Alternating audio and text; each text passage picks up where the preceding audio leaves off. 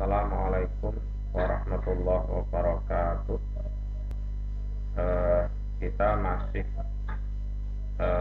dalam pembahasan tentang Khawarij, ya. Dan bagi Anda semua yang ingin menyimak dari awal, bisa dilihat di video pertama sampai ke-5. Dan ini adalah video ke-6,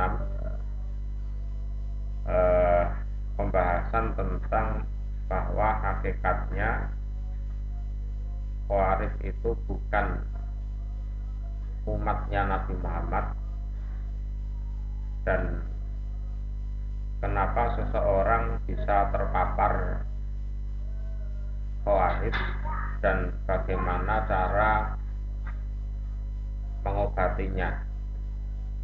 Kalau istilah kerennya, Densus menyebutnya deradikalisasi. Jadi biar netral. Dan masih sama, kita ambil rujukan dari kitab Sahih Bukhari, Ashobul Kitab Ba'da Kitabillah. Jadi lebih sahihnya kitab setelah kitabnya Allah. Di kitab Istitabatil Murtadin wal Mu'anidin wa Qitalihim, masih di bab Qatlil Khawarij wal Mulhidin ba'da iqamatil hujjah alaihim, ya. Dan kita akan membahas tentang suatu riwayat di dalam Sahih Bukhari tersebut. Kita baca, ya. Kata sana Muhammad binul Musanna Tasana Abdul Wahhabi qala sami'tu Yahya ibn Sa'id qol akhbaroni Muhammad ibn Ibrahim an Abi Salamata wa Atta ibni Yasarin annahuma ataya Aba Sa'id al-Khudri fasa'alahu anil haruriyah. Jadi Abi Salamah dan Atta bin Yasar, mereka berdua mengunjungi Aba Sa'id al-Khudri. Dia adalah salah seorang sahabat Nabi. Kemudian dua orang tersebut, yaitu Abi Salamah dan Atta bin Yasar, bertanya kepada Aba Sa'id tentang Haruriyah. Haruriyah ini sudah sedikit kita bahas di video sebelumnya, bahwa paham Khawarij ini asalnya hanya sebuah pemahaman yang keliru dari satu dua orang, ya.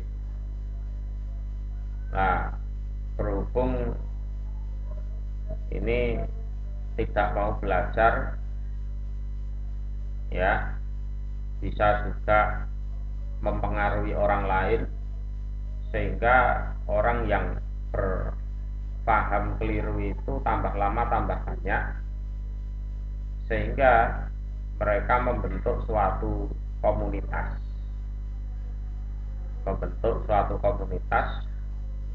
di suatu wilayah yang namanya Harurah, ya, tanah Harurah. Ini adalah pusat atau markas orang-orang Khawarij di era sahabat dulu. Jadi yang membahas tentang Al-Haruriyah ini bukan cuma Aba Sa'id al-Khudri, termasuk Aisyah itu juga membahas tentang Haruriyah. Jadi dalam suatu riwayat, salah satu kesalahan fikih dari orang Khawarij itu eh, adalah mengenai qadha sholat bagi wanita yang haid. Jadi ada seorang wanita bertanya kepada Aisyah, wahai Aisyah, kalau puasa, orang yang haid kan tidak boleh puasa, tapi punya kewajiban mengganti di hari yang lain, ya kan? Nah, lalu bagaimana dengan sholat? Pikiran orang Khawarij itu, sholat itu lebih utama daripada puasa. Nah, kalau puasa saja disuruh nyaur istilahnya, kenapa sholat kok tidak? Nah, gitu. Lalu Aisyah mengatakan aharuriyatun anti gitu. Apakah kamu itu wanita haruriyah? Wanita haruriyah itu maksudnya wanita yang berpaham Khawarij, yang bermarkas di tanah Harura. Jadi kesalahan mereka bukan dalam hal akidah saja, dalam hal fikih juga banyak kesalahan. Ya. Nah, Abba Said ditanya oleh siapa? Abi Salamah dan Atok tentang Haruriyah. Isinya pertanyaan, asami'tan Nabiyya sallallahu alaihi wasallam, apa engkau pernah mendengar Nabi semasa hidup bercerita tentang Haruriyah ini? Ya, Haruriyah ini ya orang-orang Khawarij itu. Qala la adri mal Haruriyah. Lalu Abba Said mengatakan, aku tidak ngerti apa itu Haruriyah. Karena di zaman Nabi memang belum ada. Ya, belum ada. Yang ada baru bibitnya itu satu orang. Ya. Yang ada baru bibitnya itu satu orang. Kalau di riwayat lain, nah ini loh, Dzul Khuwaisirah. Jadi Abdullah ibnu Dzul Khuwaisirah At-Tamimi. Nah ini bibit manusia yang melahirkan, yang menyebarluaskan paham Khawarij, ya ini Abdullah bin Dzul Khuwaisirah At-Tamimi. Ini juga kita ambil dari Sahih Bukhari juga. Ya. Asalnya ya baru satu orang itu. Jadi belum sempat menjadi komunitas, menjadi koloni, belum. Sehingga di era Rasulullah ya belum ada koloni atau kelompok Haruriyah, belum ada. Ya. Kalau belum ada berarti ya belum ada namanya. Jadi sesuatu yang belum ada tentu ya belum ada namanya. Lah setelah ada baru nanti dikasih nama. Tuh. Lah Abba Said mengatakan, kalau soal Haruriyah aku ndak ngerti. Cuma sami itu an-Nabiyya sallallahu alaihi wasallam yaqul, cuma dulu semasa Nabi masih hidup aku pernah mendengar beliau bersabda, yahruju fi hadhil ummah walam yakul minha. Nah, perhatikan di sini. Ini dalil bahwa orang Khawarij itu hakikinya bukan umatnya Nabi Muhammad. Ya. Jadi akan keluar di dalam ini umat. Ya. Di sela-sela umatnya Nabi Muhammad Nabi tidak mengatakan bagian dari umat itu. Jadi Nabi tidak mengatakan minha. Ya. Jadi ini kita lihat syaratnya ya. Walam yakul minha ai lam yakul an-nabiyyu sallallahu alaihi wasallam min hadhil ummah di kalimati min. Jadi menggunakan fi ya, tidak menggunakan min. Kalau menggunakan min itu berarti masih bagian dari umatnya Nabi Muhammad. Berhubung menggunakan fi, maka hakikinya itu bukan umatnya Nabi Muhammad. Bisa dipahami ya. Jadi hakikinya Khawarij itu bukan umatnya Nabi Muhammad. Lah, akan keluar ya di dalam umatnya Nabi Muhammad qaumun tahkiruna sholatakum ma'a sholatihim. Kaum yang mana kalian itu menganggap sholat kalian itu tidak ada apa-apanya dibandingkan sholat mereka.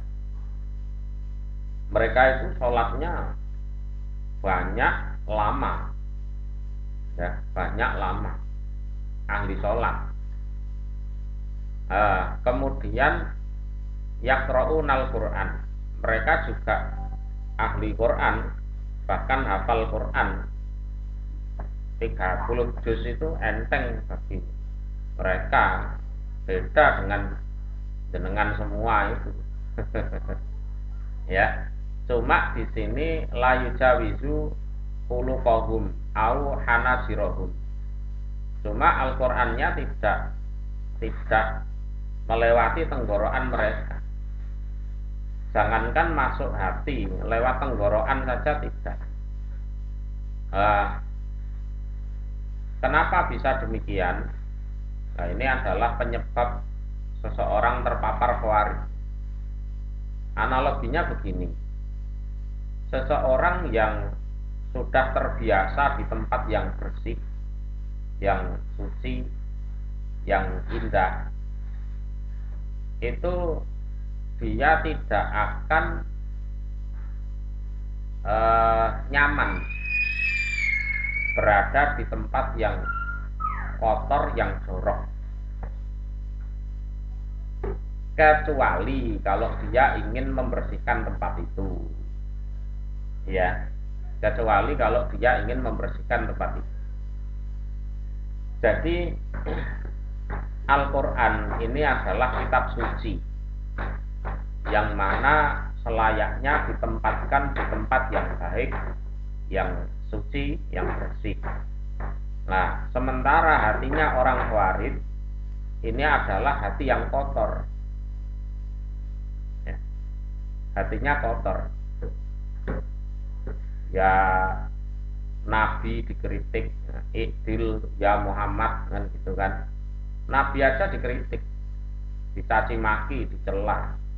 Apalagi jenengan yang hanya sekedar James Bond, ya, jaga masjid, tukang kebun, nah, dikritik habis-habisan. Apalagi jenengan cuma takmir masjid atau panitia kurban atau amil zakat, waduh, itu jadi sasaran empuk mereka. Belum lagi sikap-sikap mereka yang buruk. Jadi semuanya tercermin dari tingkah laku mereka yang buruk, yang mana hakikatnya adalah hati mereka yang kotor. Berhubung hati mereka kotor, Al-Quran menolak untuk masuk ke dalam hati mereka, kecuali kalau orang yang itu tadi resian istilahnya, itu niat untuk membersihkan tempat kotor tersebut. Artinya mereka mendolimi Al-Quran, ya, mendolimi Al-Quran, tidak menggunakan Al-Quran sebagaimana mestinya. Kedoliman mereka di mana? Ini di suatu ayat, wa nunazzilu minal Qur'an ma huwa shifaa'un wa rahmatun lil mu'minin. Jadi kami menurunkan Quran yang mana itu adalah obat dan kasih sayang bagi orang-orang yang beriman. Jadi Al-Quran ini obat, obatnya kolbu, obatnya hati, ya. Wala yazidud dzalimina illa khosaro. Jadi siapapun yang mendolimi Al-Quran, jadi Al-Quran yang seharusnya menjadi obat tidak diperlakukan sebagai obat. Quran yang seharusnya jadi rahmat tidak diperlakukan sebagai rahmat, berarti dia dolim. Maka semakin banyak dia membaca Al-Quran, semakin dia mengalami kerugian. Nah, inilah yang dialami oleh orang-orang Khawarij. Baca Qurannya tekun, tapi hatinya kotor. Al-Quran tidak mau masuk di dalam hati yang kotor. Sementara itu mereka tidak mau membersihkan hatinya. Begitu juga dengan sholat. Jadi ada ayat innas sholata tanha anil fahsya wal mungkar. Jadi sholat itu bisa mencegah dari perbuatan keji dan mungkar. Tapi mereka sholat itu tidak memperlakukan sholat sebagaimana mestinya. Perbuatan kejinya masih jalan, kemungkarannya masih jalan. Buktinya Nabi Muhammad saja dikritik. Nah, inilah. Jadi kita sudah bahas tentang Khawarij itu bukan umatnya Nabi Muhammad. Kenapa seseorang bisa terpapar Khawarij dan bagaimana pengobatannya. Yes. Jadi yang merukuna minaddin muruqas sahmi minar romiyah. Jadi mereka keluar dari agama. Ya, keluar dari agama betul, bahkan oleh Rasulullah dikeluarkan dari umatnya, ya, dari umatnya. Sebagaimana mereka diibaratkan anak panah yang keluar dari buruan. Jadi dari jauh terlihat kena, padahal setelah didekati tidak ada apa-apanya, ya tidak ada apa-apanya. Jadi terlihat kena tapi nyatanya zong, tidak kena. Jadi dari jauh terlihat beragama tapi hakikinya tidak beragama. Bayang durur romi ilah sahmi. Jadi orang yang memanah itu, memanah sasaran dari jauh terlihat kena, terus dilihat itu anak panahnya. Ila naslihi warisosihi, ya, di bagian-bagian panahnya itu dilihat. Payatamaro fil fukoh, sampai bagian paling belakang itu dilihat. Hal aliko biha minadam saib. Ini kelihatannya tadi kena, tapi kok tidak ada bekas darahnya sama sekali. Itu ya. Kiranya cukup sekian dulu. Akhirul kalam. Assalamualaikum warahmatullahi wabarakatuh.